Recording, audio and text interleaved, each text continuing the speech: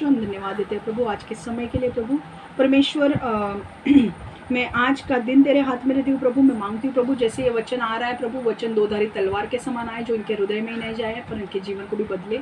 परमेश्वर इस वचन को शैतान छुरा ना पाए, इस वचन के द्वारा प्रकटीकरण को ला प्रभु, ताकि ये जाने कि इनको जीवन अपना कैसा बिताना है प्रभु। परमेश्वर मैं मांगती हूँ प्रभु कि इनके जीवन को बदल प्रभु, इनके जीवन में परमेश्वर तेरी उपस्थिति को और बढ़ने दे प्रभु, पवित्र आत्मा से इनको भर प्रभु। और मैं मांगती हूँ प्रभु ये वचन पर चलने वाले लोग बने, सिर्फ वचन को सुनने वाले नहीं पर वचन पर चलने वाले लोग बने प्रभु। यीशु के नाम से मैं प्रार्थना करती हूँ, आमेन आमेन आमेन। आइए हम वचन की ओर जाए। अब वचन की शुरुआत हमारी हो रही है जजेस 11:29-40। न्यायियों की पुस्तक 11वां अध्याय 29 से लेकर 40 वचन तक, शास्त्रे 11वां अध्याय 29 से 40वां वचन। आज जो हमारा विषय है, जो हम सीखने वाले हैं, वो है 5 लाइफ लेसन्स फ्रॉम जेफ्ता।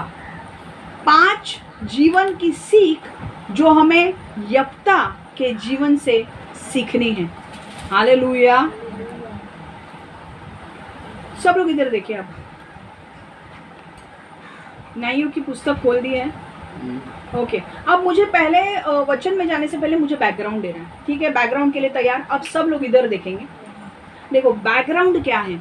अब बैकग्राउंड ये है कि एक यप्ता करके एक व्यक्ति है और उस व्यक्ति गिलाद परिवार का, यप्ता गिलाद परिवार का एक समूह है। ओके। यप्ता का जो पिता है उसका नाम है गिलाद, और गिलाद ने एक वेश्या के साथ संबंध बनाया और उसके द्वारा यप्ता पैदा हुआ, ठीक है? और गिलाद की अपनी पत्नी भी थी, उसके द्वारा गिलाद को अपने बच्चे भी हुए। समझ में आ रहा है? अब क्या हो रहा था, ये यप्ता जो था वो बाकी के बच्चों के साथ ही रह रहा था और ये सब समूह मिलकर एक परिवार होकर रह रहे थे और ये बड़े हो रहे थे। अब ऐसा हुआ कि जब ये बच्चे बड़े हो गए तो उनको समझ में आ गया कि यप्ता मेरे, ये जो बाकी के जो बच्चे थे उनको पता चला कि अरे यप्ता तो मेरे पिता के, मेरी माँ की ओर से नहीं आया है, ये तो किसी वेश्या के द्वारा आया हुआ लड़का है, इसलिए हम इसे अपने घर पर नहीं रखेंगे।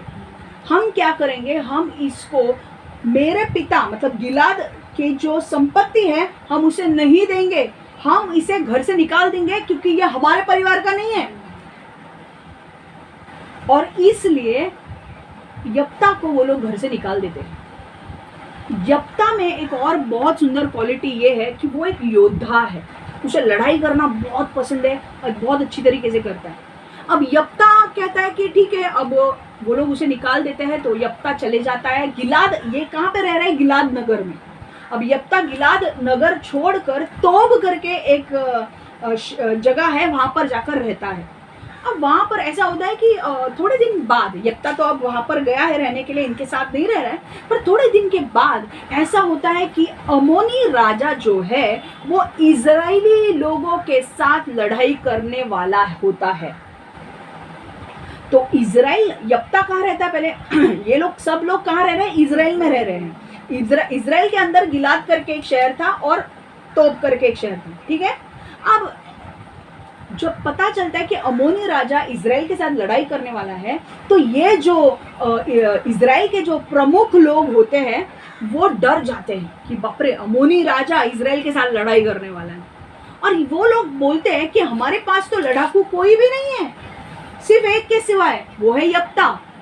और वो यप्ता के पास जाते हैं और यप्ता से कहते हैं कि यप्ता तू वापस हमारे यहाँ पर आ, गिलाद नगर में आ और वहां पे हमारे लिए लड़ाई लड़ने जा अमोनी राजा के साथ। जब तू अमोनी राजा से लड़ाई लड़ेगा, वो अगर तू जीत लिया और तूने, इजराइल ने अमोनी राजा को हरा दिया, तो हम तुझे सेनापति बनाएंगे। समझ में आ रहा है? यप्ता बोलता है, जब वो यप्ता उनको देखता है तो यप्ता बोलता है अब तुमको क्या जरूरत है मुझे लाने की? तुमने ही तो मुझे निकाल दिया यहाँ से, अब तुमको क्यों चाहिए कि मैं वहां पे आऊं? पर वो बोलता है हमें इसलिए तेरी जरूरत है क्योंकि तू अमोनी राजा के साथ लड़, हम जानते कि तू अच्छा योद्धा है, और अगर तूने हमें जीत दिलाई ना तो हम तुझे ये पूरे गिलाद के ऊपर हम तुझे सेनापति बनाएंगे। यप्ता खुश होता है, यप्ता वापस आता है। यप्ता वापस जब गिलाद में आता है, गिलाद नगर में आता है, तो यप्ता पहले तो बोलता है कि भाई मुझे पूछना चाहिए अमोनी राजा से कि भाई तुझे लड़ना क्यों है इजराइल के साथ, प्रॉब्लम क्या है तेरा, है कि नहीं, अचानक कोई भी उठ के लड़ाई क्यों करना चाहता है। तो यप्ता अमोनी राजा से पूछता है कि भाई तुझे लड़ना क्यों है। तो अमोनी राजा बोलता है कि तूने जो तेरी जो जमीन है ना, तूने हमारी हड़प कर ली है, इसलिए हम लड़ाई करने वाले हैं तेरे साथ। यप्ता बोलता है ऐसे कैसे तुम बोल सकते हो कि हमने जमीन हड़प कर ली है। और यप्ता उनको पहले की बातें जो हुई है उसके बारे में उसे बताता है। देखो अब जो जमीन के बारे में जिस जमीन के बारे में चर्चा हो रही थी ना, ये बहुत साल पहले ली हुई जमीन थी, ये तब ली हुई जमीन थी।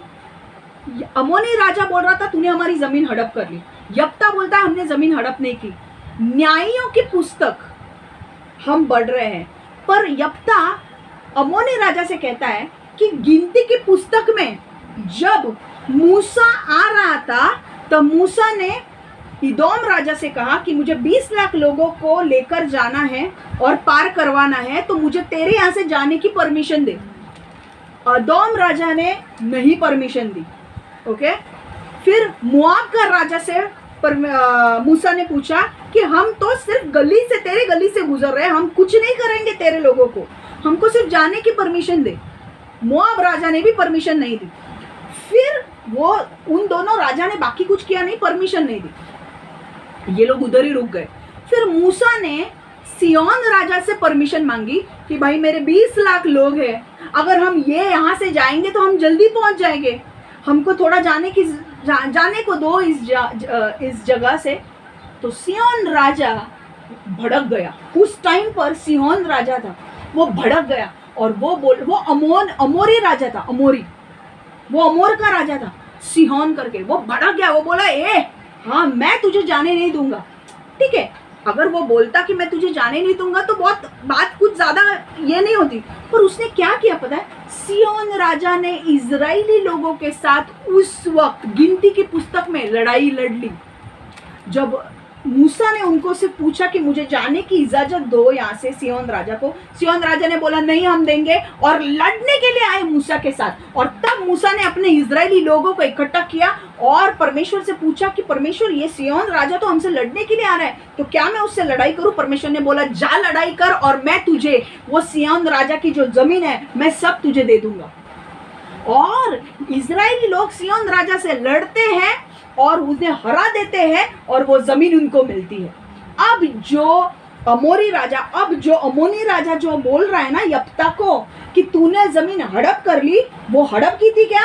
नहीं। वो लड़के हासिल की थी ना। तो तभी यप्ता बोलता है कि अरे जो लड़ाई हमने लड़कर वो जमीन हासिल की है, हमारे परमेश्वर ने हमको आशीष दिया, तो हम तो रहेंगे उसमें, तो तू कैसे बोल रहा है कि हमने छीन ली। ये यप्ता न्यायियों की पुस्तक में है। और कहाँ की बात बोल रहा है, कितने साल पहले की बात बोल रहा है, न्यायियों में हुई पुस्तक में। न्यायियों मतलब मूसा ने 5 पुस्तकें लिखी, उत्पत्ति, निर्गमन, लैव व्यवस्था, गिनती और व्यवस्था विवरण। तो उस वक्त की बातें, मतलब कितने 200-300 साल पहले पुरानी बातें वो बोल रहा था हुई थी। मैं क्यों बोल रही हूँ बाद में समझेगा, आपको समझ में आ रहा है। अब इतना समझ में आ गया कि वो जो जमीन जो अमोनी राजा बोल रहा था यप्ता मुझे तेरे साथ लड़ाई करनी है, क्या लड़ाई जरूरी थी? नहीं। क्योंकि वो लड़ाई तो हमने जीतने ली थी ना, हमने तो मूसा के लोगों ने, इजरायली लोगों ने हरा दिया था उनको और वो जगह ले ली थी, और वो जगह पे अब यप्ता वो सब रह रहे थे। समझ में आ गया। अब होता ऐसे है कि यप्ता अब अमोनी राजा जो है वो बोलता है कि भाई मुझे कुछ तेरी चीजें सुननी नहीं है, क्योंकि मेरे को तो तेरे ऊपर विश्वास नहीं है, मैं तो लड़ूंगा तेरे साथ। यप्ता मैं तेरे साथ लड़ूंगा। यप्ता बोलता ठीक है, लड़ना है तो लड़ेंगे हम। यप्ता लड़ने जाने के पहले पवित्र आत्मा उसके ऊपर आता है और बाद में वो एक प्रतिज्ञा करता है परमेश्वर से कि अगर परमेश्वर तूने मुझे अमोनी राजा जो अब मेरे से लड़ने के लिए आ रहा है इसके साथ अगर तूने मुझे जीत दिलाई ना, अगर मैं जीत गया, इजरायली लोग अगर इनसे जीत गए तो मैं मेरे घर से पहली व्यक्ति, मेरे घर के सामने जो पहली व्यक्ति आएगी मैं उसे अर्पण कर दूंगा होम बलि के रूप में। समझ में आ रहा है? मैं उसे अर्पण कर दूंगा होम बलि के रूप में। समझ में आ रहा है? अब स्टोरी यहां से शुरू होती है।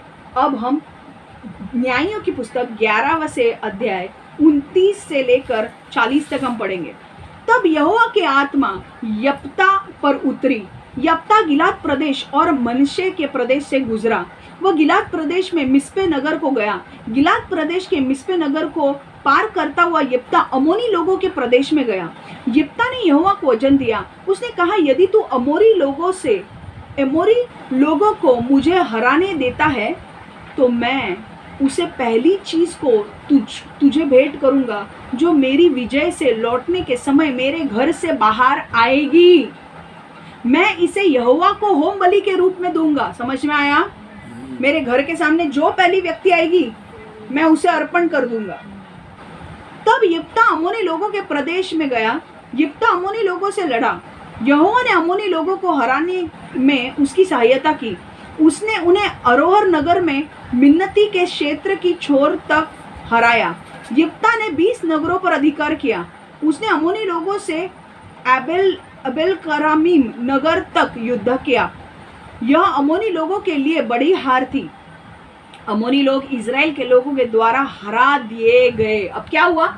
यप्ता ने लड़ाई लड़ी उस राजा के साथ, अम्मोनी राजा के साथ, और उसे हरा दिया।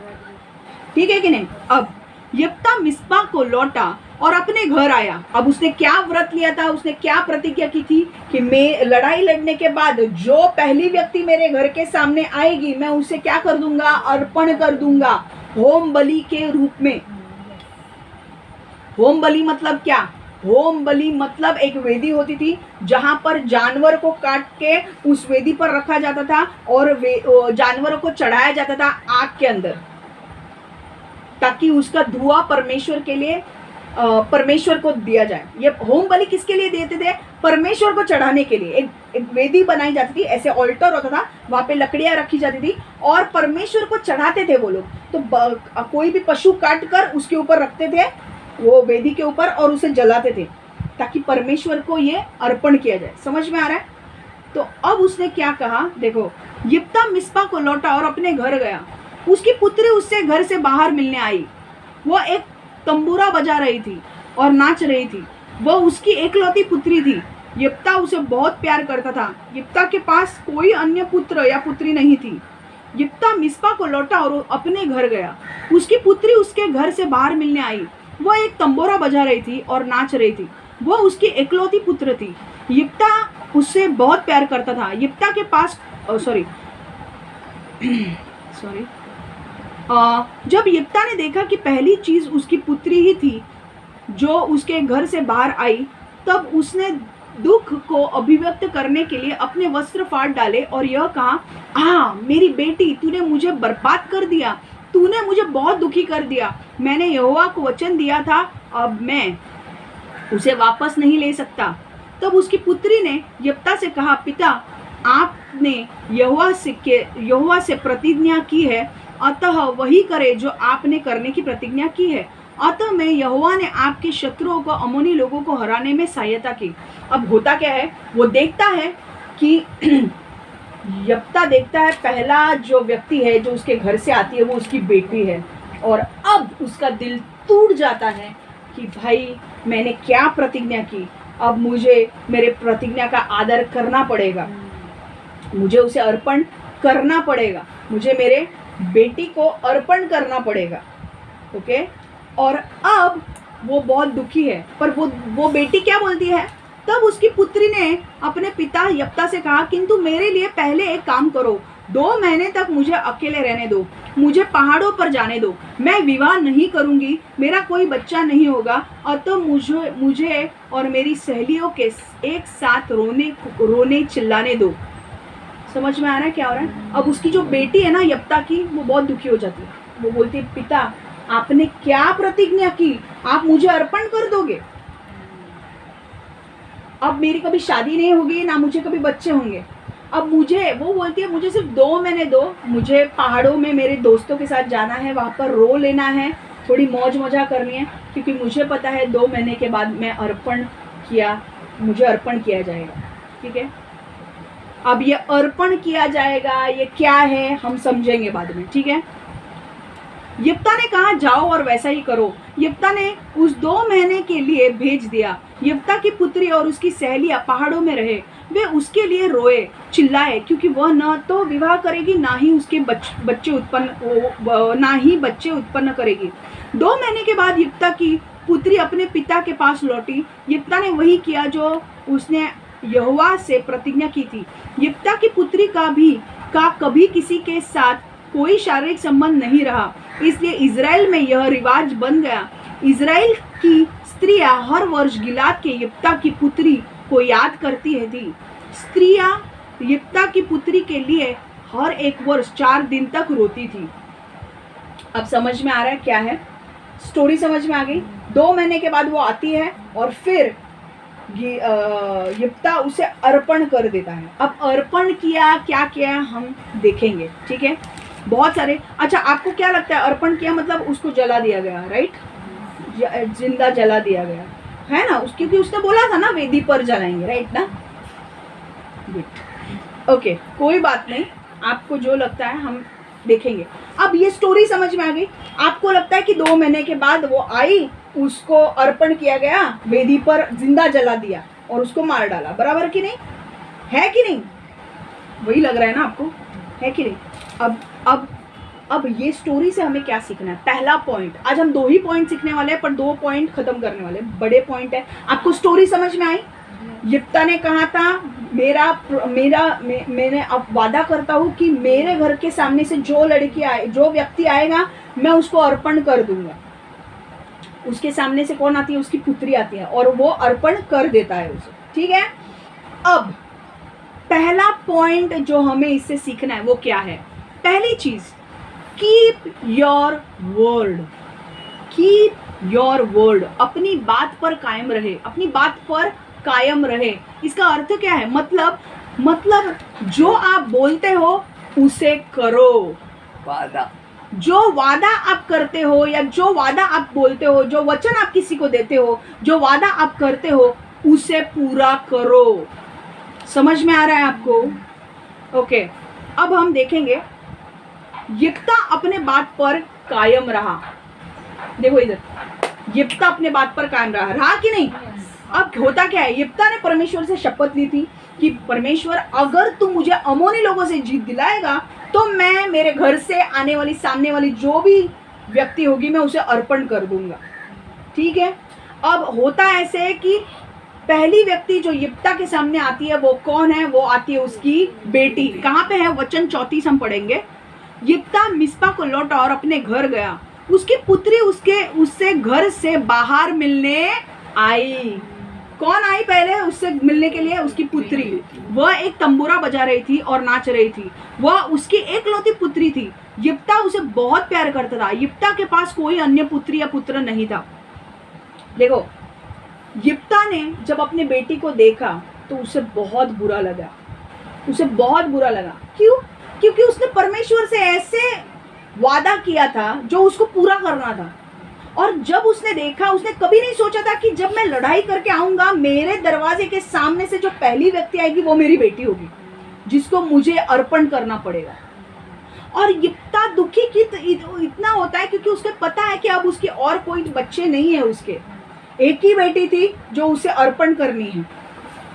और अब वो रो रहा है, उसके अंदर दुख हो रहा है। और एक चीज कि एक ही बेटी थी, मुझे और तो कोई पुत्र नहीं है, पुत्री नहीं है, उसे अर्पण करना है। और दूसरी चीज कि मेरी बेटी कभी भी शादी नहीं करेगी, उसे कभी बच्चे नहीं होंगे, मैं अपने नाती को, पोते को कभी नहीं देखूंगा। तो इसलिए यिप्ता को बहुत बुरा लग रहा था। लगेगा कि नहीं? लगेगा कि नहीं?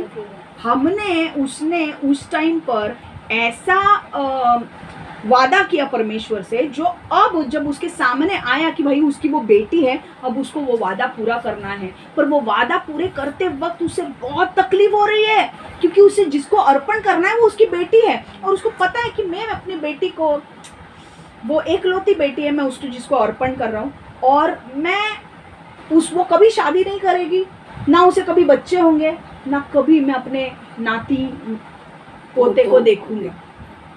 समझ में आ रहा है?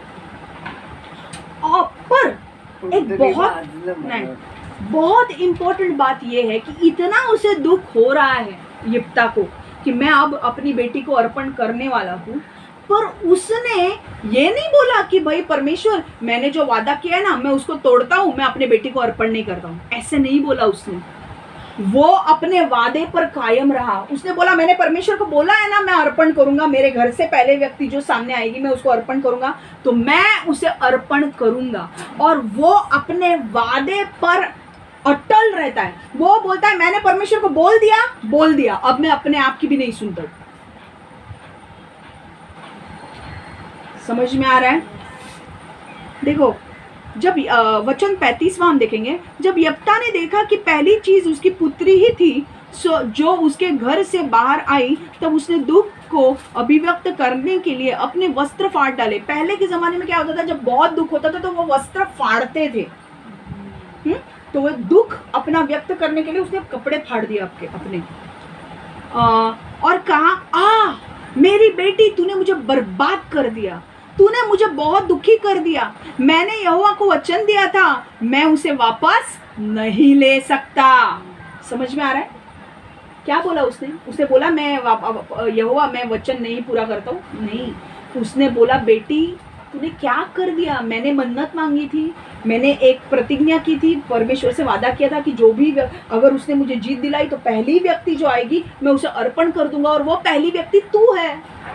अब मैं टूट चुका हूँ, क्योंकि अब मैं तुझे अर्पण करूंगा। मैं टूट चुका हूँ, मैं दर्द में हूँ। आप सोच सकते हो, एकलौता पुत्री, और उसको वो अर्पण कर। पर उसने क्या किया? इतना दुख हो रहा था, पर जो वादा उसने परमेश्वर से किया था, उसने क्या बोला? मैं वादे को पूरा करूंगा। यहां से हमें सीखने को क्या मिलता है? यिप्ता अपने बात पर कायम रहा, और विश्वासु होने के कारण, एक ख्रिस्ती व्यक्ति के होने के कारण, परमेश्वर हमसे यही अपेक्षा करता है कि जब हम कोई भी वादा किसी व्यक्ति से करते हैं तो हम उस वादे को पूरा करें। हालेलुया। परमेश्वर आज हमें यही सिखा रहा है कि अपना मुंह खोल के कुछ भी मत बोलो। जब तुम कोई भी वादा करते हो ना, तो उसे पूरा करो, तो उस वादे को पूरा करो। हालेलुया। परमेश्वर बोल रहा है, ऐसे ही शब्द अपने मुंह से मत निकालो जो तुम पूरा नहीं कर सकते हो। हालेलुया। राजा दाऊद ने बहुत साल बाद यही चीज कही कि कौन से व्यक्ति परमेश्वर के साथ रहेंगे, कौन से चरित्र वाले व्यक्ति परमेश्वर के साथ रहेंगे। और उसने कहा, भजन संहिता 15:4, भजन संहिता 15:4, Psalms 15:4, in whose eyes a vile person is despised, but he honors those who fear the Lord. He who swears to his own hurt and does not change. भजन संहिता 15:4, मैं बताने वाली हूँ क्या बोल रहा है। वो उन लोगों का आदर नहीं करता जो परमेश्वर से घृणा रखते हैं, और वह उन सभी का सम्मान करता है जो यहोवा के सेवक है। ऐसा मनुष्य यदि कोई वचन देता है तो वह उस वचन को पूरा भी करता है जो उसने दिया था। तो परमेश्वर को कैसे लोग पसंद है? जिसने वचन दिया है और वो जो पूरा करता है, ऐसे लोग परमेश्वर को पसंद है। पर इंग्लिश में और भी ज्यादा अच्छा लिखा है। इंग्लिश में लिखा है, he who swear to his own hurt and does not change. He who swear to his own hurt, मतलब मेरा वादा तो मैंने परमेश्वर को दिया है, पर उस वादे को पूरा करते वक्त मुझे तकलीफ हो रही है, मुझे दर्द हो रहा है उस वादे को पूरा करते हुए, पर फिर भी मैं पीछे नहीं जा रहा हूं, मैं वादे को पूरा कर रहा हूं। ऐसे लोग परमेश्वर को पसंद आते हैं। और यिप्ता उसका अच्छा उदाहरण है। यप्ता को बहुत दुख हो रहा था कि वो अब अपने बेटे को अर्पण करेगा, पर फिर भी उसने जो वादा किया था वो बोल रहा है मैं इस वादे को पूरा करूंगा। मुझे दुख हो रहा है, मेरी बेटी को मैं अर्पण करने जा रहा हूं, मुझे दुख हो रहा है, पर मैं वादे को पूरा करूंगा। परमेश्वर को ऐसे लोग अच्छे लगते हैं। परमेश्वर आप में ये चरित्र चाहता है कि अगर आप किसी को एक बार कमिटमेंट दे दो, आप बोल दो कि भाई मैं ये चीज करने वाली हूं या मैं ये चीज करने वाला हूं, तो आपको वो चीज करनी है। हालेलुया। नहीं तो अपने मुख से शब्द मत निकालो, क्योंकि परमेश्वर बोलता है कि मैं तुम्हारे शब्दों को जज करने वाला हूँ। आपको क्या लगता है, आप जब स्वर्ग में जाने के बाद एक वक्त आएगा जब हमारा न्याय होने वाला है, न्याय में हमें रिवॉर्ड्स मिलने वाले हैं कि हमने कितना अच्छा काम किया, उसके ऊपर हमें रिवॉर्ड मिलने वाले हैं। पर हमारे शब्द जो हमने बोले हैं वो हमने किए हैं कि नहीं, उस पर परमेश्वर जजमेंट लाएगा और हमारे रिवॉर्ड्स उसके ऊपर, हमारे प्रतिफल उसके ऊपर तय किए जाएंगे। समझ में आ रहा है? तो परमेश्वर कैसा चाहता है, अगर हमने वादा किया है तो हमें उस वादे को पूरा करना है, भले ही हम उसे वादे को पूरा करते वक्त बहुत दुख हो रहा है तो भी। यप्ता को पता था मेरी बेटी अर्पण हो जाएगी, पर इसके वजह से मैं परमेश्वर को दिए हुए वादे को रोक नहीं सकता, मैं उसे पूरा करूंगा। दुख भी है पर मैं वादा पूरा करूंगा। यही चरित्र परमेश्वर आपसे चाहता है कि एक बार अगर आपने कमिटमेंट कर दी, एक बार परमेश्वर को बोल दिया, एक बार, सिर्फ परमेश्वर को नहीं, पर अगर आपने एक दूसरे को भी अगर एक बार किसी को बोल दिया कि हाँ मैं ये चीज करूंगा या करूंगी, तो वो करो। हालेलुया। फिर उससे पीछे मत हटो। ईसाइयों से अपेक्षा की जाती है कि हम अपने शब्द के रखवाले बने। शब्द के रखवाले मतलब जो शब्द हम बोलते हैं ना, उसको हम करें भी। सिर्फ बोल बच्चन नहीं रहे हम, जो हम बोलते हैं हम उसे करें। और परमेश्वर चाहता है कि ईसाई मसीह लोगों में ये एक क्वालिटी होनी चाहिए, चरित्र होना चाहिए कि जो मैं बोलती हूँ वो मैं करूँगी। ऐसा नहीं कि मैंने बोल दिया और मैं नहीं कर रही, नहीं। क्योंकि कभी भी ऐसा वादा ना करें जिससे आप पूरा नहीं कर सकते। परमेश्वर आज आपसे कह रहा है कि आप लोगों से ऐसे वादे मत करो जो आप पूरे नहीं कर सकते। और अगर आपने कोई वादा दे दिया है तो उसे पूरा करो। तो आज परमेश्वर आपसे क्या बोल रहा है कि पहले तो आपने अगर वादा किसी को दिया है तो उसे पूरा करो, और अगर आप वादे को पूरा नहीं कर सकते हो तो बोलो भी मत, वादा करो भी मत किसी से। समझ में आ रहा है? ठीक है। देखो, मत्ती की पुस्तक 5वां अध्याय 47वां वचन हम पढ़ेंगे। मत्ती की पुस्तक 5वां अध्याय 47वां वचन, Matthew 5:37। But let your yes be yes and your no be no, for whatever is more than these is from the evil one. यदि तू हाँ चाहता है तो केवल हाँ कह, और ना चाहता है तो केवल ना, क्योंकि इससे अधिक जो कुछ है वह शैतान से है। हालेलुया। समझ में आ रहा है? परमेश्वर क्या चाहता है कि आज के दिन में हमको कैसे रहना है। अगर आज के दिन में आपको रहना है, अगर आपका बॉस आपसे कुछ पूछता है कि ये तू काम करेगा, तो आपको क्या करना है? आपके अंदर अगर आपको पता है कि वो काम तुम कर सकते हो तो बोलो हाँ मैं करूंगा, और उसे पूरा भी करो। पर अगर आपको लगता है कि भाई, अगर आपको बॉस आकर बोलता है कि भाई 2 दिन में काम पूरा कर सकता है, और आपके अंदर आ रहा है कि नहीं मैं पूरा नहीं होगा, और आप बॉस को खुश करने के लिए हाँ बोलते हो और फिर करते नहीं हो, तो क्या वो अच्छा है? पर अगर परमेश्वर कहता है कि अगर आपके अंदर जो है, आपको लग रहा है कि आप कर सकते हो तो हाँ बोलो, अगर आपको लग रहा है नहीं कर सकते हो तो ना बोलो। हाँ और ना में रहो। उसके बीच जो चीजें ना, मैं देखूंगा, मैं देखूंगी, ये सारे शैतान की ओर से। तो परमेश्वर क्या बोल रहा है कि अगर आपका बॉस पूछता है, या कोई भी आपके साथ कुछ भी एक व्यवहार कर रहा है, बातचीत कर रहा है, और आपको बॉस आपका पूछता है कि मैं ये काम तुझे दे रहा हूँ, ये काम तेरा 2 दिन में हो जाएगा, अगर आपको लगता है कि ये 2 दिन में हो जाएगा तो हाँ बोलो और 2 दिन में करके दो। पर अगर वो आपसे नहीं हो रहा है, आपको लग रहा है कि भाई मेरे से ये 2 दिन में नहीं होने वाला है, 3 दिन लगने वाले, तो आप क्या बोलोगे? 2 दिन में ये काम नहीं होगा, मैं नहीं कर सकता। नहीं तो ना बोलो। जब अंदर लग रहा है नहीं होगा तो हाँ मत बोलो। जब तुमको लग रहा है हाँ होने वाला है तो हाँ बोलो, पर नहीं लग रहा है अगर तुमको नहीं लग रहा है अंदर से, तो जबरदस्ती किसी को खुश करने के लिए हाँ मत बोलो और फिर वो करो मत। समझ में आ रहा है? परमेश्वर हमें बोल रहा है कि आपके शब्द इतने ईमानदारी से होने चाहिए कि जो आप बोलते हो वो आप करेंगे। आपको शपथ लेने की जरूरत ही नहीं है। अगर आप आपके शब्दों को लेकर इतने ईमानदार हैं कि भाई जो मैं बोलूंगा वो मैं करूंगा, तो आपको शपथ लेने की जरूरत नहीं है। मुझे पता है बहुत सारे लोग शपथ लेते हैं, आईची शपथ मी हे करेन, मैं शपथ लेता हूँ। बहुत सारे लोग बोलते कि नहीं, वो क्यों शपथ लेते पता है आपको? क्योंकि उनको पता है कि सामने वाला उनके ऊपर यकीन नहीं करता है। उनको ऐसा लगता है मैं इसकी शपथ उसकी शपथ दूंगा ना तो सामने वाला यकीन करेगा कि मैं करूंगा। पर परमेश्वर बोलता है कि शपथ लेने की भी क्या जरूरत है, तुम अपने चरित्र में ही इतने ईमानदार रहो कि जो तुम बोलते हो वो तुम करोगे, तो शपथ लेने की क्या जरूरत है? अगर मैं ईमानदार हूं, अगर मैं बोल रही हूँ कि मैं ममता के साथ मालाड जाऊंगी, तो मैं जाने वाली हूं, फिर आगे पीछे नहीं है। समझ में आ रहा है?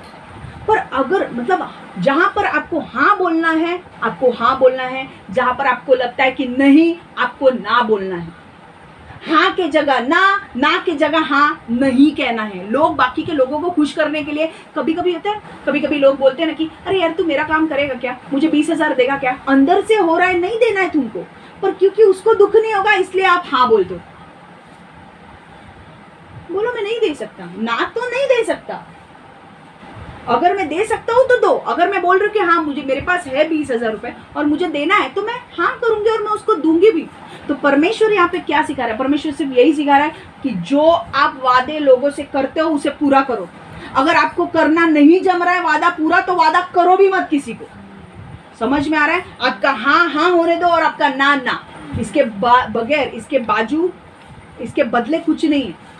अगर कोई मुझे आके बोलता है क्षमा तू ये मेरे लिए करेगी, मेरे को जमता है तो मैं हाँ बोलूंगी और मैं उसे पूरा करूंगी। मेरे को नहीं जमता है तो मैं इसे ना बोलूंगी। मैं उसको खुश करने के लिए हाँ नहीं बोलूंगी, मैं ना को ना ही बोलूंगी। समझ में आ रहा है? समझ में आ रहा है? सिर्फ बाइबल में हमारे शब्द रखने का महत्व के बारे में बाइबल हमें सिखाता है। यदि आप कहते हो कि आप कुछ करेंगे तो सुनिश्चित करें कि आप उसका पालन करें। अगर आप किसी को बोलते हैं कि भाई मैं ये करूंगा, तो आप वो चीज करें, क्योंकि जब आप वो चीज करते हो, आपने किसी को वादा किया है कि भाई मैं तुझे 20,000 रुपए दूंगा, और वो आपके बदले आपके इस पर बैठा है कि भाई आस लगा कर कि भाई इसने मुझे बोला है 20,000 रुपए। तो अगर आपने बोला है मैं 20,000 रुपए दूंगा, तो आप उसको 20,000 रुपए दो। क्यों? क्योंकि जब आप ऐसे करते हो तो आप एक जिम्मेदार और परिपक्व आदमी कहलाते हो। You are responsible and mature आदमी कहलाते हो। कोई भी देखो, कोई भी व्यक्ति ऐसे व्यक्ति पर विश्वास नहीं करेगा जो अपनी बात नहीं रखता। अगर मेरे पास, मैं कुछ लोगों को जानती हूँ जो लोग अपनी बात पूरी नहीं करते, तो मैं उसके ऊपर विश्वास रख सकती हूँ क्या? वो हमेशा वो व्यक्ति बोलता है मैं करूंगी करूंगी और वो करता नहीं है, तो मैं उस पर विश्वास रख सकती हूँ? नहीं। यदि आपको परमेश्वर के राज्य में बड़े बड़े काम करने हैं और परमेश्वर के लिए एक ज्योति बननी है, तो आपको परमेश्वर क्या तो आपको आपकी बात को पूरा करने वाला व्यक्ति बनना है। अगर परमेश्वर के लिए आपको बड़े बड़े काम करने हैं और ज्योति बननी है, तो आपको अपने दिए हुए चीजों को पूरा करने वाला व्यक्ति बनना है। आपको ईमानदार व्यक्ति रहना है। हालेलुया।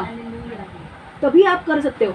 मैं अगर आपको बोलती हूँ कि रविवार को 10:30 बजे प्रार्थना शुरू होगी और मैं करती नहीं हूँ प्रार्थना चालू, 2 हफ्ते हो गए, 3 हफ्ते हो गए, आप चौथे हफ्ते आओगे इधर?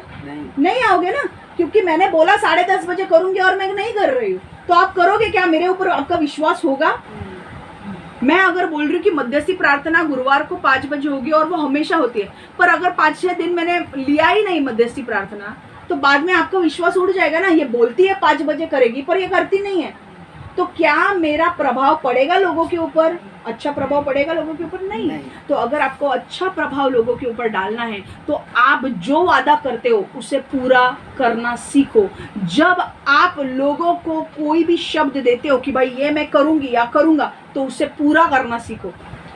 इससे लोगों का भरोसा आपके ऊपर बढ़ता है और फिर आप लोगों के ऊपर प्रभाव डाल सकते हो। समझ में आया? मैंने एक वादा किया है, मैंने कमिटमेंट किया है, बस मैंने किया है, मैंने किया, अब मैं पीछे नहीं जाऊंगी। मैंने कमिटमेंट किया है कि 10:30 बजे चर्च शुरू होगा तो चर्च शुरू होगा, कोई आए या ना आए मुझे उससे फर्क नहीं पड़ता, पर मैं अपना 10:30 बजे चालू करूंगी, और मैं 10:30 बजे चालू करती भी हूँ, है कि नहीं? लोगों को पता है, इट्स एन बैंकेबल एक्टर बोलते हैं ना हम लोग, बैंकेबल मतलब मुझे पता है कि भाई मैं लेट भी पहुंची हूँ, 10:30 बजे प्रार्थना शुरू हो जाएगी, वो रुकने वाला नहीं है टाइम। ऐसा हमको रहना है, तभी लोग आपके ऊपर भरोसा रखेंगे। आपके पास लोग चाबी देकर जाते हैं, आपके पास लोग रजिस्ट्रेशन के पेपर रखते हैं, ये पेपर रखते हैं, वो पेपर रखते हैं, पैसा रखते हैं, क्यों? क्योंकि आपके ऊपर भरोसा है, उनको पता है जब वो जो आप बोलते हो वो आप करोगे, ये भरोसा है इसलिए करते हैं। अगर मैं एक वादा करूँ आपसे और वो मैं वादा पूरा नहीं करूँ तो मुझे आप कभी भी कुछ भी जिम्मेदारी नहीं दोगे, है कि नहीं? परमेश्वर मुझे जिम्मेदारी देगा लोगों को संभालने की? नहीं देगा। वैसे ही अगर आप अपने वादे को पूरा नहीं करोगे, परमेश्वर आपको उठाएगा नहीं। इसलिए परमेश्वर क्या कहता है, छोटी छोटी चीजों में विश्वासु रहो। जब छोटी चीजों में विश्वासु रहते हो तब परमेश्वर बड़ी चीजें देगा, है कि नहीं? क्यों? क्योंकि परमेश्वर बोलता है मैंने इसको छोटी चीज में भरोसा, इसको छोटी चीज में इसने भरोसा रखा है, बड़ी चीज में भी भरोसा रखेगा, है कि नहीं? आज परमेश्वर मुझे चेक कर रहा है, भाई 10-20 लोग आए तो कैसी करती है। अगर 20 लोगों को अच्छी संभाल रही है तो 20,000 लोगों को भी संभालेगी। हालेलुया, आमेन। तो क्या आज हमने क्या सीखा? जो हमने कीप योर वर्ड, अपने बात पर कायम रहो, जो बोला है वो करो। समझ में आ रहा है? जो वादा किया है उसे पूरा करो। यस। अब दूसरा पॉइंट, अब खतरनाक पॉइंट है। कितने लोग एक्साइटेड है? आधे घंटे में ये पॉइंट खत्म कर रही हूँ। कितने लोग एक्साइटेड है? दूसरा पॉइंट,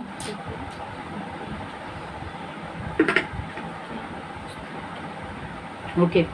यप्ता ने अपने बेटी को, कितने लोग मानते हैं कि यप्ता ने अपने बेटी को होम बलि के रूप में चढ़ा दिया, आग में डाल दिया, उसको जला दिया? कितने लोग मानते हैं? आज जी तुम्ही पण मानता ना? Very good, very good. पर मैं आप प्रूव करने वाली हूँ कि यप्ता ने ऐसा किया नहीं। यप्ता ने ऐसा किया नहीं। खुशी हो रही है कि नहीं? उसकी बेटी नहीं गई आग में यार, खुशी हो रही है ना? पहले सबका मुंह थोड़ा गिर गया था, पर मैं आप बोल रही कि यप्ता ने ऐसा नहीं किया है कि नहीं? Okay, let's go for it. यप्ता ने अपने बेटी को होम बलि में नहीं चढ़ाया। ओके, तो आप बोलोगे अरे क्या बोल रही है, क्या बोल रही है? अब मैं सिखा रही हूँ, ठीक है? सीखने के लिए तैयार है? अब थोड़ा हम डीप जाने वाले हैं। अब किसको नींद आएगी ना, मैं बराबर करूंगी। समझ में आ रहा है? अब मैं थोड़ा गहराई में जाने वाली हूँ। अगर आपने ध्यान से सुना तो आपको बहुत सारे प्रकटीकरण मिलेंगे जिससे आपको समझेगा कि ऐसा कुछ हुआ ही नहीं था। ठीक है? ये काय करते यार?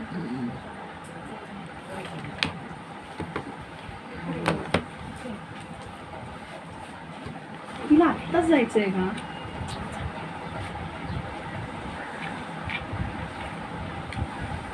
चलो हम शुरू कर रहे। यप्ता ने अपने बेटी को होम बलि में नहीं चढ़ाया। बहुत सारे लोग मानते हैं कि यप्ता ने अपने बेटी को होम बलि चढ़ाया, पर यह सच नहीं है। अगर हम वचन को गहराई से देखें तो हमें पता चलेगा कि परमेश्वर ये नहीं कह रहा है। कई बार इधर देखो, कई बार लोगों को लगता है कि भाई वचन है, वचन को पढ़ लिया, वचन जो बोल रहा है वही है कि नहीं? और वैसा होना भी चाहिए। पर यहाँ पर जो हम पढ़ रहे हैं, कई बार हम समझ उसको अलग तरीके से सकते हैं। समझ में आ रहा है? इसीलिए हमें थोड़ी खोजबीन करनी जरूरी है वचन जब हम पढ़ते हैं तब। वचन, बिरियन लोग जो थे, पौलुस जाता था तो बिरियन लोग जब पौलुस सीखा था तो वो भी खोजबीन करते थे कि पौलुस जो बोल रहा है वो सच है कि नहीं। कई बार हम वचन पढ़ते हैं, हम एक तरीके से लेते हैं पर उसका अर्थ कुछ और हो सकता है। हम पढ़ेंगे। अब देखो, पहला पॉइंट, मैं क्यों ऐसा बोल रही हूँ कि यप्ता ने अपने बेटी को होम बलि नहीं चढ़ाया। पहला पॉइंट, यप्ता अम्मोनी राजा को, देखो इधर देखो, अब समझो, मैंने जानबूझ के इतना बड़ा आपको बैकग्राउंड दिया है। यप्ता अम्मोनी राजा जब उसको बोलने आया कि भाई मुझे तेरे साथ लड़ाई लड़नी है, क्योंकि तूने हमारी जमीन हड़प कर ली है। तो यप्ता ने उसे कौन सा रेफरेंस दिया, कितने पहले साल का पहला रेफरेंस दिया, 300-400 साल पहले का रेफरेंस दिया कि न्यायियों की पुस्तक में से रेफरेंस दिया कि भाई जो मूसा जो था वो इजरायली लोगों से जब लड़ रहा था, तो मूसा ने इजरायली लोगों के साथ जब लड़ाई की, तब मूसा जब इजरायली लोगों को लेकर जा रहा था, तब वहां पर जो राजा था,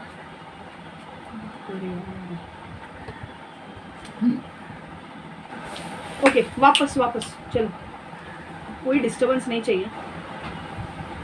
देखो जब मूसा, पहला पॉइंट आपको जानना है, पहला पॉइंट क्यों होम बलि नहीं दी। देखो यप्ता अमोरी राजा आया और यप्ता से पूछने लगा कि मुझे लड़ना है तेरे साथ क्योंकि तूने हमारी जमीन हड़प कर ली। पर यप्ता ने कहा हमने जमीन हड़प नहीं की, और उसने 200 साल पहला रेफरेंस दिया क्या कि भाई ये जो जमीन की तू बात कर रहा है ना, जिसके ऊपर हम रह रहे हैं, वो 200 साल पहले हमने लड़ के हासिल किए।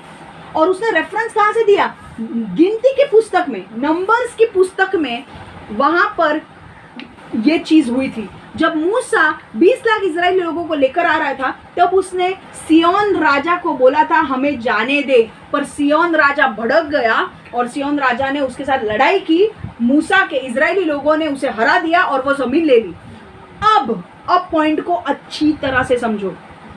मूसा ने लिखी हुई 5 किताबें, उत्पत्ति, निर्गमन, ध्यान रखो मैं क्या बोल रही हूँ, उत्पत्ति, निर्गमन, लेवा व्यवस्था, व्यवस्था विवरण और गणना और गिनती और व्यवस्था विवरण। वापस मूसा ने 5 किताबें लिखी थी। ये प्लीज समझो यार, बहुत इंटरेस्टिंग है। ऐसा लग रहा है ना कि क्या बोल रही हूं मैं। सुनो, यप्ता 200 साल पुरानी चीजें कोट कर रहा था, 200 साल पुरानी चीजें गिनती की पुस्तक में से वो बता रहा था। अगर वो गिनती की पुस्तक जानता था, गिनती पहले 5 पुस्तक में से वो किताब है जो मूसा ने लिखी है। मूसा ने कौन सी लिखी, उत्पत्ति, निर्गमन, लेवा व्यवस्था, गिनती और व्यवस्था विवरण।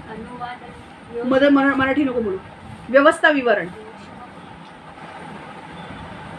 विवरण, ये 5 किताबें मूसा ने लिखी। अब गिनती की पुस्तक कौन सी थी, चौथी पुस्तक थी। 200 साल पुरानी चौथी पुस्तक में से यप्ता बता रहा था क्या हुआ है। तो आपको क्या लगता है, यप्ता ने पहले 5 पुस्तक पढ़ी होगी कि नहीं? जो मैं अगर 200 साल पुरानी किताब के बारे में एक चीज आपको बोल रही हूं, तो आपको क्या लगता है वो पहली 5 पुस्तकें मैंने पढ़ी होगी कि नहीं, है कि नहीं? उसका रीडिंग रहा होगा ना, इसीलिए तो वो बोल रहा है इतना, नहीं तो वो 200 साल पहले पुरानी चीज कौन याद रखेगा। समझ में आ रहा है? अब अगर यप्ता ने पहली 5 पुस्तक पढ़ी थी, तो पहले 5 पुस्तक में तीसरी पुस्तक कौन सी आती है, लेवा व्यवस्था, और चौथी पुस्तक आती है, 5वीं पुस्तक आती है व्यवस्था विवरण। उसमें परमेश्वर ने बच्चों की बलि देने के लिए मना कर दिया था। तो ये मूसा को पता होगा ना, सॉरी यप्ता को पता होगा ना, तो वो कैसे दे सकता है। चलो देख, आप बोलोगे कि क्षमा तू इतना सब कुछ हवे में बोल रही है, वचन दिखा, वचन दिखाती हूँ मैं, वचन दिखाती हूँ। ओके, लेवा व्यवस्था पहले की GELND 5 पुस्तक है, उत्पत्ति, निर्गमन, लेवा व्यवस्था, गिनती और व्यवस्था विवरण। अब उसने कौन से पुस्तक से बोला था, गिनती। समझ में आ रहा है, गिनती। पर अब मैंने कौन से पुस्तक से आपको बता रही हूँ, लेवा व्यवस्था, जो तीसरी पुस्तक है। वहां पर परमेश्वर ने बच्चों को बलिदान देने से मना किया था। लेवा व्यवस्था 18:21, लेवा व्यवस्था 18:21, लेविटिकस 18:21। तुम्हें अपने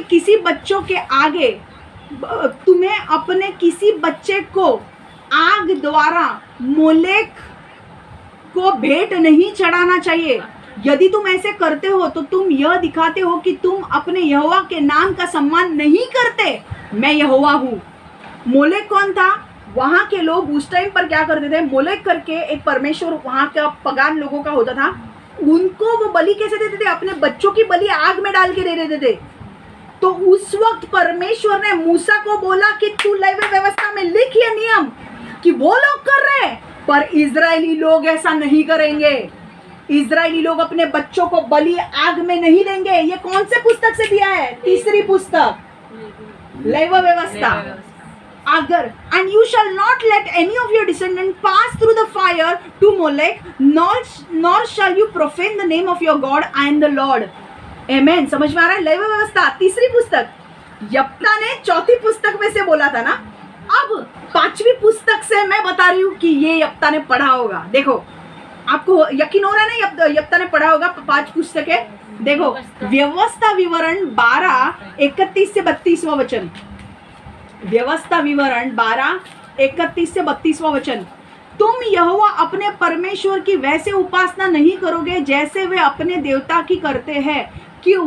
क्योंकि वे अपनी पूजा में सब तरीके की बुरी चीजें करते हैं जिनसे यहोवा घृणा करता है। वे अपने देवताओं की बलि के लिए अपने बच्चों को भी जला देते हैं। समझ में आ रहा है? तुम उन सभी कामों को करने के लिए सावधान रहना चाहिए जिनके लिए मैं आदेश देता हूँ। जो मैं तुमसे कह रहा हूँ उसमें ना तो कुछ जोड़ो ना उसमें कुछ कम करो। You shall not worship the Lord your God in that way, for every abomination to the Lord which he hates they have done to their gods, for they burn even their sons and daughters in the fire to their gods. Whatever I command you, be careful, observe it. You shall not add to it or take away from it. समझ में आ रहा है? जहाँ पर मूसा ने जब वो किताबें लिखी पहली 5, तो उनके आजू बाजू में ऐसे लोग थे जो अपने बच्चों को, उसके देवताओं को खुश करने के लिए अपने बच्चों को आग में डाल देते थे। और तब परमेश्वर को घृणा होती थी कि मैंने बच्चे आशीष के रूप में दिया है, उनको आग में बलि में चढ़ाना नहीं है। तुमको क्या लगता है तुम आग में अपने बच्चों को डालोगे तो मैं खुश होने वाला हूँ? तो वो कौन कर रहे थे? वो परमेश्वर को नहीं बलि चढ़ा रहे थे। दूसरे जो लोग थे वो अन्य देवताओं को जो मानते थे उनके लिए वो करते थे, और परमेश्वर इसे घृणा करता था। इसलिए इजरायली लोगों के लिए नियम रखा और वो मूसा को दिया, और मूसा के नियम में ये लिखा कि नहीं करोगे। अब जो यप्ता गिनती की पुस्तक जानता है वो उसके बाद की पुस्तक नहीं जानता होगा क्या है। आपको पता है ये, और एक चीज में आपको पता है, यहूदी लोगों में पहली 5 पुस्तक जानना बहुत जरूरी है। ये 5 पुस्तक, उत्पत्ति। देखो यहूदी लोग कौन सी पुस्तक पढ़ते हैं पता है? ये गेम खेल रहे हैं। पता है आपको कौन सी पुस्तक पढ़ते हैं?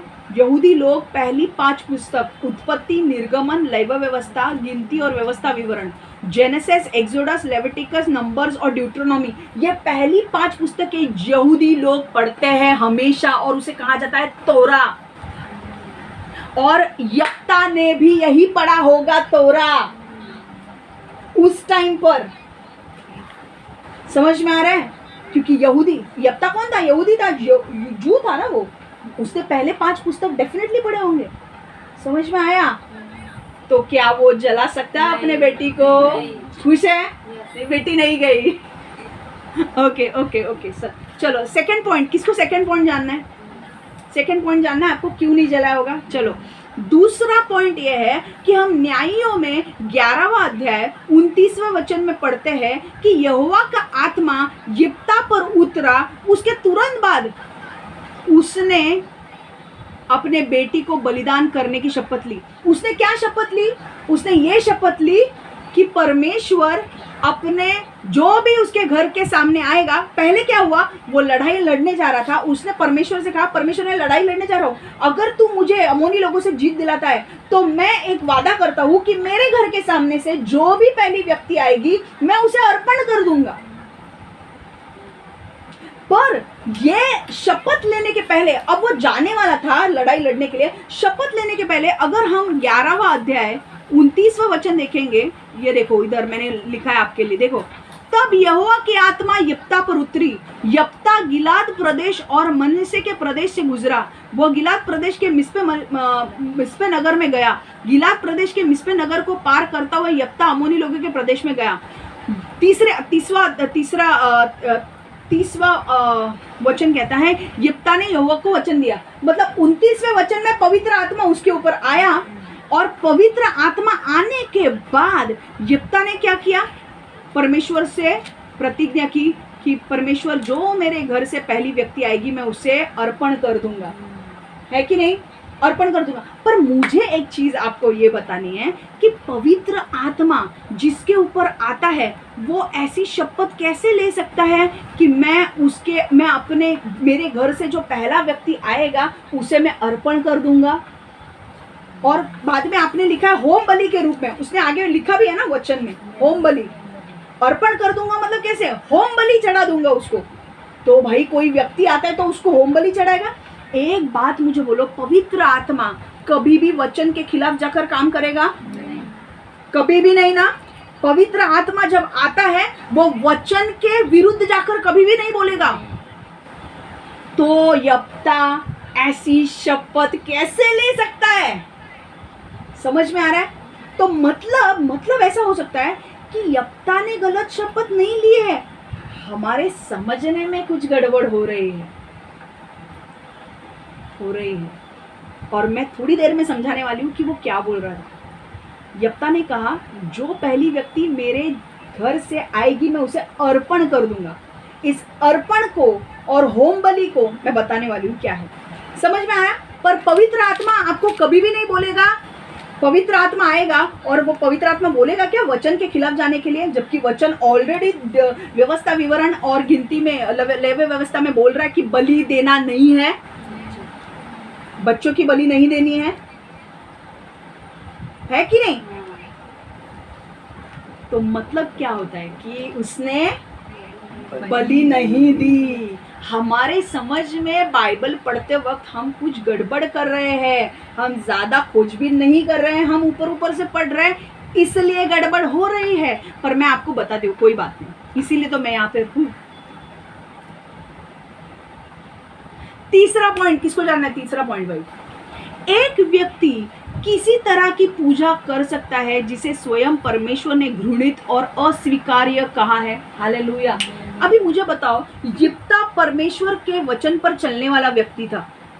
यिप्ता ने देखो, जब उसने बोला कि मैं जो भी पहला व्यक्ति आएगा मैं उसे अर्पण कर दूंगा, तो उसने किया, उसे अर्पण किया। क्या अर्पण किया मैं बताती हूँ आपको। और उसने जो भी बोला उसे पूरा किया। तो यिप्ता क्या था? वचन पर चलने वाला व्यक्ति था। अगर यिप्ता वचन पर चलने वाला व्यक्ति था और वचन उसे पता है कि भाई परमेश्वर घृणा करता है एक बच्चे को बलि के रूप में चढ़ाना, तो यिप्ता ऐसा आराधना कैसे करेगा परमेश्वर के साथ? नहीं कर सकता। मतलब ये गलत है कि नहीं? विश्वास बन रहा है अभी अंदर कि यिप्ता ने अपने बेटी को जलाया नहीं, है ना? चौथा पॉइंट, यिप्ता की बेटी अपने पिता को मन्नत निभाने के लिए प्रोत्साहित करती है और कोई डर भी नहीं दिखाती है, परंतु इसके बजाय वो 2 महीने के बाद अपने पिता को की मन्नत मानने के लिए स्वेच्छा से यिप्ता के पास लौट गई। देखो, अगर हमने देखा है, अगर आप देखोगे न्यायों की पुस्तक 11:36वां वचन में दिखा रही हूँ आपको, 36वां वचन। तब 36वां वचन, तब उसकी पुत्री ने यिप्ता से कहा, पिता अपने यहोवा से प्रतिज्ञा की है, अतः वही करे जो आपने करने की प्रतिज्ञा की है। अंत में यहोवा ने आपके शत्रु और अमोनी लोगों को हराने में सहायता की। तब उसकी पुत्री ने अपने पिता यिप्ता से कहा, किंतु मेरे लिए पहले एक काम करो, 2 महीने तक मुझे अकेले रहने दो, मुझे पहाड़ों पर जाने दो, मैं विवाह नहीं करूंगी, मेरा कोई बच्चा नहीं होगा, अंततः मुझे और मेरी सहेलियों को एक साथ रोने चिल्लाने दो। 2 महीने के बाद यिप्ता की 39वां वचन, 2 महीने के बाद यिप्ता की पुत्री अपने पिता के पास लौटी। यिप्ता ने वही किया जो उसने यहोवा से प्रतिज्ञा की थी। यिप्ता की पुत्री का कभी किसी के साथ कोई शारीरिक संबंध नहीं रहा, इसलिए इजराइल में यह रिवाज बन गया। अब समझ में आ रहा है? देखो, अगर एक व्यक्ति है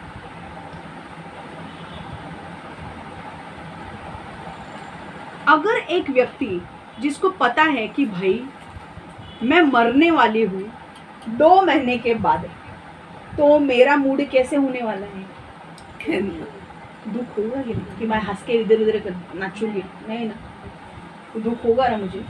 पर ये तो मस्त खेलने जा रही है उधर 2 महीने के लिए टाइम पास, ऐसा कैसा हो सकता है? एक व्यक्ति के लिए अगर उसको आग में जलना है तो उसका इधर ही टाइट हो जाएगा। वो बोले कि भाई तू 2 महीने के लिए भेज, मैं 2 महीने का 2 साल नहीं आऊंगी, 20 साल नहीं आऊंगी इधर, अभी कोई वापस लौटेगा?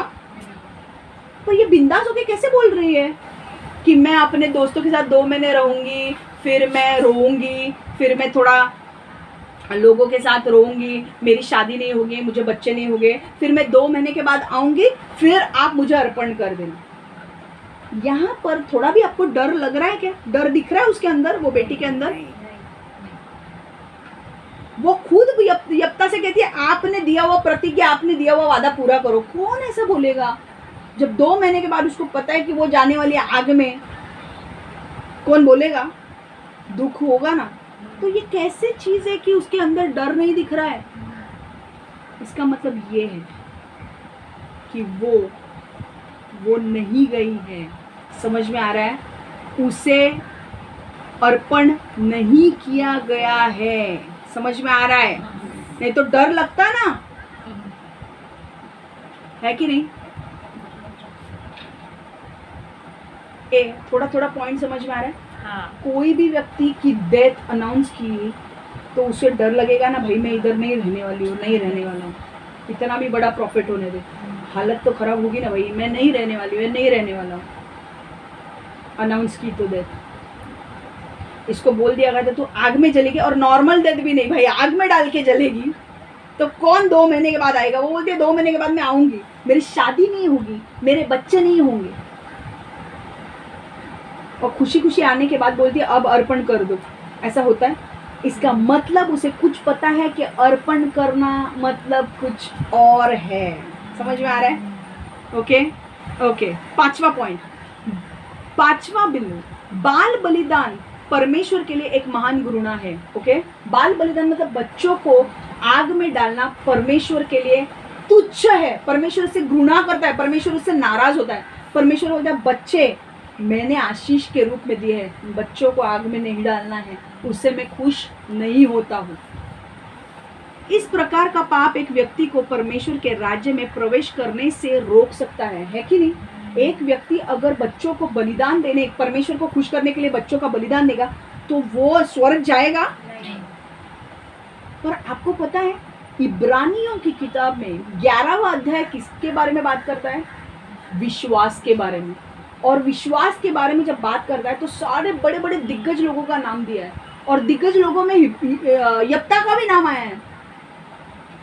तो अगर वो जिसने अपने बेटी को आग में डाला है, मार दिया है, बलिदान करके चढ़ा दिया है, तो उसका नाम विश्वास में कैसे आ सकता है? उसका नाम लिखने के लायक भी है क्या बाइबल में अगर उसने ऐसा काम किया है तो? पर इब्रानियों की किताब 11वां अध्याय जो बहुत ही इंटरेस्टिंग अध्याय है, सब लोगों को बहुत अच्छा लगता है क्योंकि वो विश्वास के बारे में सिखाता है। उसमें हिब्रूज 11 जो फेथ के ऊपर सिखाता है, विश्वास के ऊपर सिखाता है, उसमें उसका नाम है। तो ये कुछ गड़बड़ नहीं है? इसका मतलब क्या है? हम कुछ गलत सोच रहे हैं। समझ में आ रहा है? चलो अभी मैं आपका खुलासा करती हूँ। अभी 5 पॉइंट आपको क्लियर है कि यप्ता ने उसे बलिदान नहीं दिया? ठीक है, अब मैं आपको समझाती हूँ वचन कैसा हमें लेना है। देखो, न्यायों की पुस्तक 11:31वां वचन हम पढ़ेंगे। तो मैं उस पहली चीज को तुझे भेंट करूंगा जो मेरी विजय से लौटने के समय मेरे घर से बाहर आएगी, मैं इस यहोवा को होम बलि के रूप में दूंगा। इधर देखो अब यहाँ पर जो वचन है अब थोड़ा सा डीप जाने वाली हो, अभी सोना नहीं है प्लीज। क्या है, इतना इंपॉर्टेंट वचन चल रहा है। अब मैं थोड़ा सा आपको समझाने वाली हूँ एंड और के बीच में। और का मतलब क्या होता है? और मतलब जब 2 सेंटेंसेस को हमें जोड़ना होता है तो हम क्या बोलते हैं? और जब हमें ऑप्शंस देने होते हैं ये और ये, तो हम क्या लेते हैं? या, हिंदी में या बोलते हैं।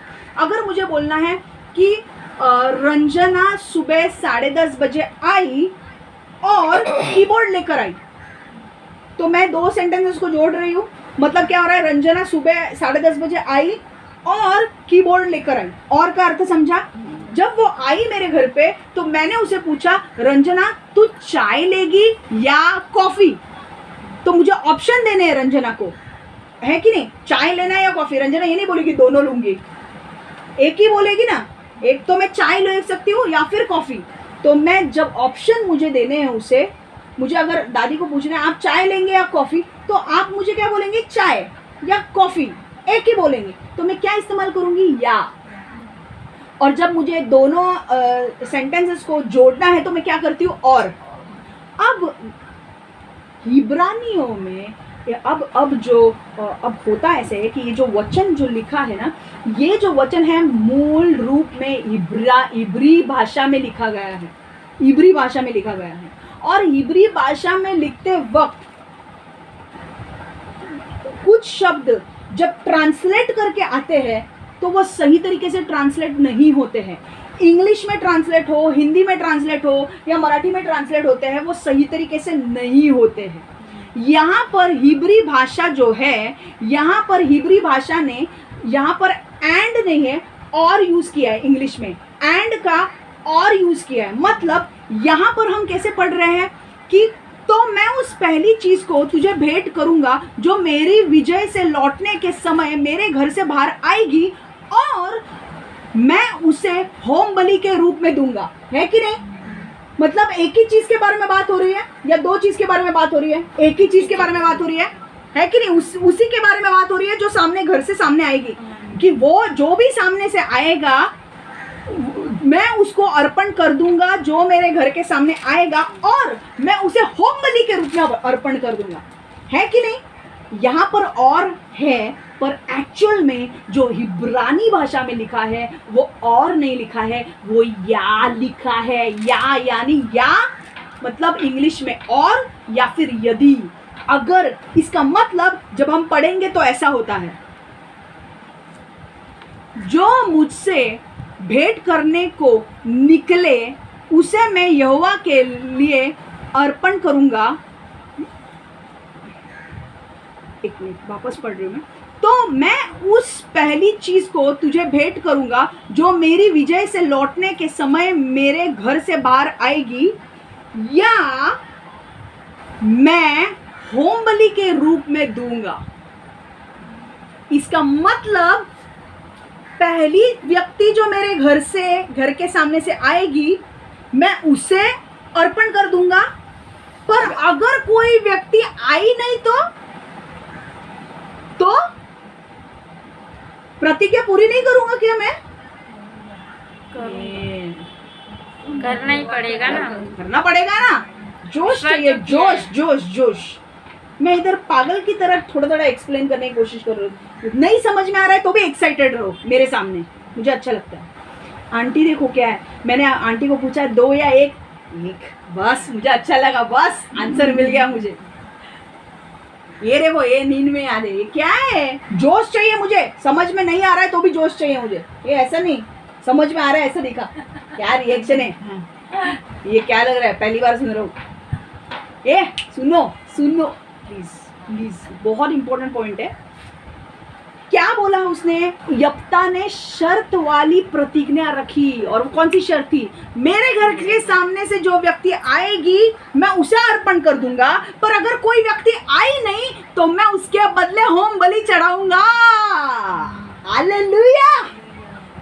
यदि कोई व्यक्ति आई नहीं मेरे घर के सामने से, ऐसा हो सकता है ना कि जब मैं आऊंगा घर पे तो ऐसा हो सकता है कि मेरे घर से कोई सामने से आया ही ना उस दिन, तो वो होगा क्या? पूरा शर्त नहीं होगा ना।